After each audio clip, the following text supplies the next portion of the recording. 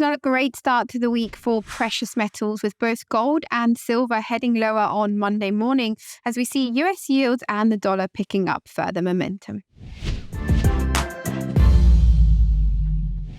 Hello and welcome back to our channel. My name is Daniela, and in today's video we will be reviewing precious metals, specifically looking at gold, and we'll touch a bit on silver as well. But before we get into it, please like this video, comment, subscribe, and turn on your notifications. And as always, if you have any questions about the markets in general or about trading, feel free to pop them in the comment section and we'll try to get back to you. So as I was saying, not the best start of the week for precious metals. We are seeing quite a bit of a bearish bias in markets. A lot of that having to do with the follow through of the momentum that we saw at the end of last week. So fundamentally, we've seen quite a bit of strengthening in the US dollar and US yields, especially on Friday's session after the US jobs data. So a bit of a recap, last week we did see the Federal Reserve on Wednesday having their first meeting of the year. We kind of saw an unwinding of that dovish commentary that we saw in December.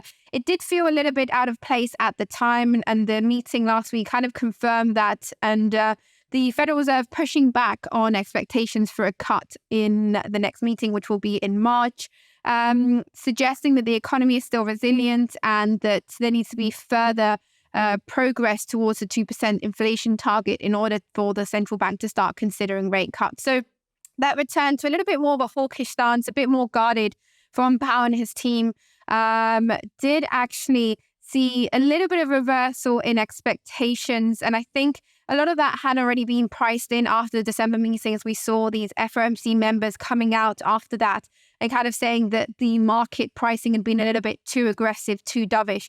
But the key event last week wasn't actually the Federal Reserve meeting on Wednesday, which is what a lot of people were focusing on, but actually the jobs data on Friday. And nothing too significant, I think, in the data either. We saw the unemployment rate remain unchanged at 3.7%. NFP did come in higher than expected with a higher revision to the previous month, but average hourly earnings once again strengthened. So we're seeing that pressure, upside pressure on wages once again. And I think this data just confirms the view that the US economy is not primed and ready for a rate cut just yet. Markets were pricing it up to 6 rate cuts earlier this month, or earlier at the beginning of the year. It's now come down to below 5 rate cuts. And I think that will continue dropping as we see more data coming out.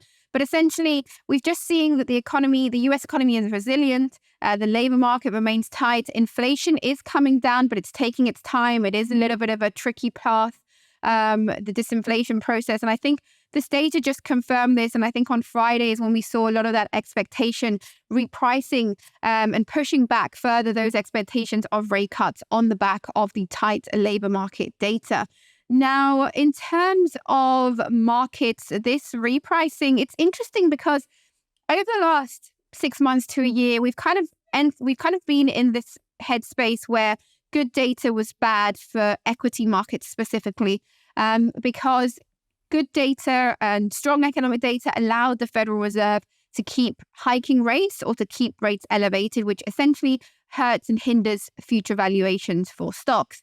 We've kind of now change that rhetoric. And I think this is important for gold because we were at a time when good data was actually weighing on stocks, and it increased the risk of over tightening from central banks. And therefore, we potentially saw a little bit of a safe haven flip side for gold. We've now got to that point where it seems in the reaction, especially on Friday's data, where we saw the US dollar up, yields up, but also stocks, US stocks remaining close to their all-time highs. We didn't see a significant pullback. And that tells me that markets have now got this view that, okay, good data is actually good for the economy. Good data and resilience, jobs data and growth essentially means that the economy is performing well. And that is good for companies. That is good for consumer spending. That is good for profits further down the line. And therefore, why should it be bad for the stock market? Why do we have this good data is bad for stocks? It seems to have reversed, because I think essentially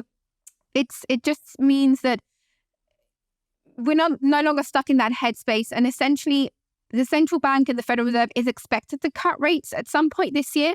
It may not be 6 rate cuts like were expected a few months ago.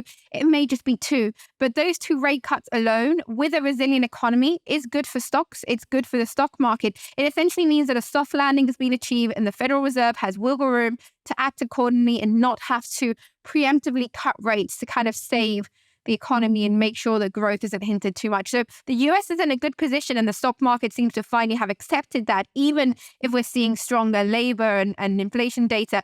And that is essentially bad for gold, because while we do have this acceptance, we're seeing the US dollar pushing higher, we're seeing US yields pushing higher, and we know that higher yields raise the opportunity cost of holding gold. At the same time, we're no longer seeing that risk-off recession fear in the equity market. So we're no longer seeing a flip side safe haven for gold in terms of economic expectations. So we kind of have removed a layer of safe haven demand from precious metals, from gold and silver, because markets have come to that realization that the good data is good. It's not bad. The Federal Reserve is not looking to hike any further. It's not looking to keep holding rates infinitely at this level. They are looking to cut. It may not be as soon as we are expecting, and it may not be as many times as we thought, but they will cut, and the economy is in a good place, and growth will continue, and that's good for the stock market. So we're kind of removing a layer of safe haven demand on the back of the economic outlook. Now, I will say at the same time, we are seeing precious metals supported because we do see continued geopolitical risks. We've seen the UK and the US increase military attacks on Yemen over the weekend. And that, of course, is adding a layer of risk off sentiment and safe haven demand from gold. So on the one side, fundamentally, economically, we're starting to be okay with better data and higher rates. And we know that higher yields weigh on gold. So on that side, we're seeing gold heading lower. But on the flip side, there really isn't an appetite to be a gold seller right now because of these concerns, geopolitical risks, and the fact that essentially gold is still favored in portfolios for diversification and to make sure that risk is kind of kept to a minimum. So let's jump onto the charts now to see how gold and silver have been trading. So let's kick it off with gold, Capital.com via trading view. And as you can see here, that turn in momentum on Friday, once we saw that stronger jobs data, really pushing the US dollar and yields higher. So, of course, weighing on gold here. So far this morning as well, we've seen that negative bias starting this week, down about 0.8% right now. And we do have this ascending trendline support that's been in play since October last year, that's been helping define the lows within a pullback. We are now at that point, but there really hasn't been much growth since the last time we were at this descending trend line back here in the 17th, 18th of January. Usually once we've got to that point, we've seen a bullish follow through that has enabled us to see a new high before pulling back. We haven't really got there this time, so it does seem like there is a bit more weakness in the ascending trend line as we have gotten further along and as it has gotten higher. Now, if we're looking at the RSI, it is pointing to the downside, and we have dipped below the midline, the 50 line. So it is suggesting a short-term bearish bias here. But last time we dipped below there, we didn't really get too far, all the way down to 42 and then 45. So there is a good amount of support along the way, as I said, mostly on the back of this ascending trend line. We are still above 2 of the key moving averages. So the 100 and 200-day moving averages are still below the current price. So again, suggesting that there is a good amount of support in the medium to long term for gold prices. But for now, the bearish bias remains to the downside, mostly on the back of that rapid rise in US yields weighing on gold because of that higher opportunity cost. Looking to see if this ascending trend line continues to offer support and it enables new buyers to come in. But as I said, I just don't really see it a market to be a fierce gold seller at this point. I think geopolitical tensions continue to give it support on the downside here. So I think we could see potentially a little bit of a rebound. Already, it looks like the bearish bias has stalled this morning after the pullback on Friday. So it's just a case of where do we go from here? Do we break below this trend line? And what's the next point? Are we going to make it all the way down to these moving averages that are going to offer more strict support? If we're looking at silver, we've got a bit more of a different picture here. It's more symmetrical, as you can see. It's been kind of a sideways move with some double tops and just really symmetrical. That's kind of the image that I get when I first look at the chart. We do have a clear area of support just around that 2190 area that has been quite important in the past. The bearish bias seems a little bit stronger here for silver. As you can see, the RSI also dipping now all the way down to 40. So seeing a little bit more wiggle room to push further. Last time we were below 50, we came all the way down to 33. So almost at that oversold territory. So I think we do have further room to go for silver in the short term. I think we could pull back to this support here at 2190 in the next few days before reversing higher.